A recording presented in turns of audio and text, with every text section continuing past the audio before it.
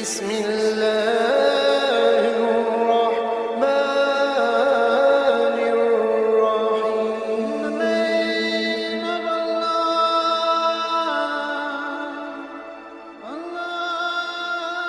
بسم اللہ الرحمن الرحیم.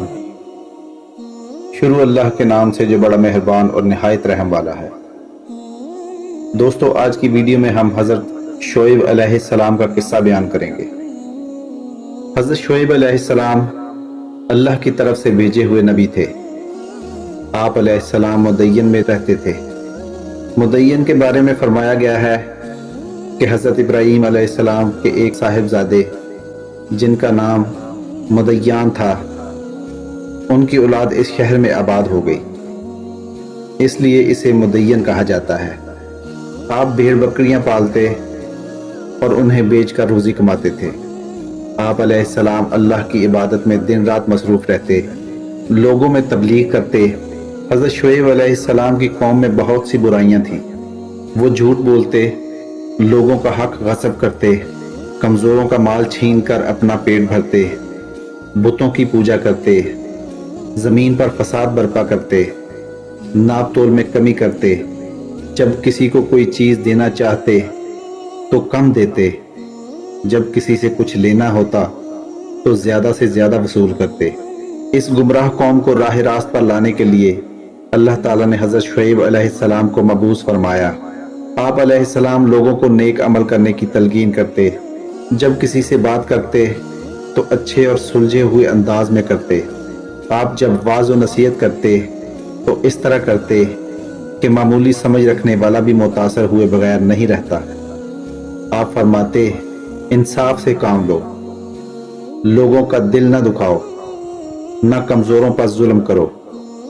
آپ علیہ السلام فرماتے، اے قوم، اللہ کی بندگی کرو، اس کے سوا تمہارا اور کوئی معبود نہیں.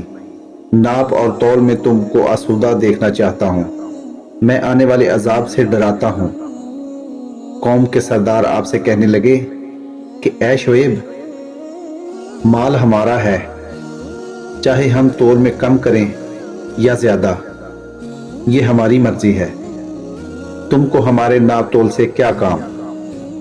تم ہمارے معاملے میں کیوں دخل دیتے ہو؟ ہم جو کچھ کرتے ہیں اپنی سمجھ سے کرتے ہیں، یہ تو ہماری تجارت ہے. آپ علیہ السلام قوم کی باتیں سن کر فرماتے، اے قوم، ایسی باتیں نہ کرو، یہ تو سراسر اللہ کی نافرمانی ہے.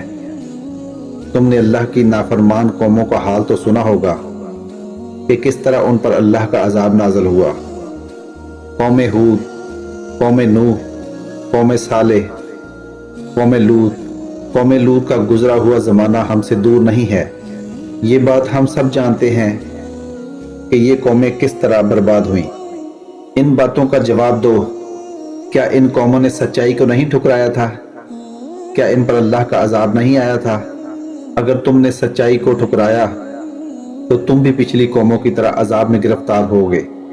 اگر تم یہ چاہتے ہو کہ تم پر اللہ کی رحمت ہو تو تم لوگ پروردگار کی طرف رجوع کرو، اپنے گناہوں کی معافی مانگو. بے شک میرا رب بہت مہربان اور محبت کرنے والا ہے. آپ علیہ السلام نے فرمایا، اے برادران قوم، اللہ کی بندگی کرو، اس کے سوا کوئی معبود نہیں. تمہارے رب کی طرف سے صاف رہنمائی آ گئی ہے. سیدھا راستہ یہ ہے کہ جب وزن کرو تو پورا کرو، وزن میں کمی نہ کرو، زمین پر فساد برپا نہ کرو جبکہ اصلاح ہو چکی ہے. اس میں تمہاری ہی بھلائی ہے. اگر تم واقعی مومن ہو اور زندگی کے ہر راستے پر رہزن بن کر نہ بیٹھ جاؤ. جو لوگ خدا پر ایمان لائے ہیں انہیں خوف زدہ نہ کرو.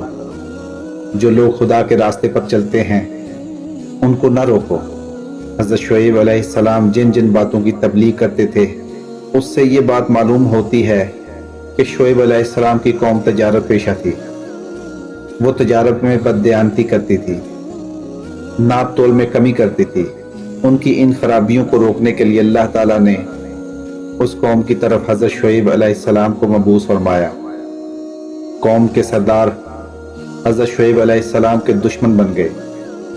انہیں اپنی سرداری پر گھمنڈ تھا۔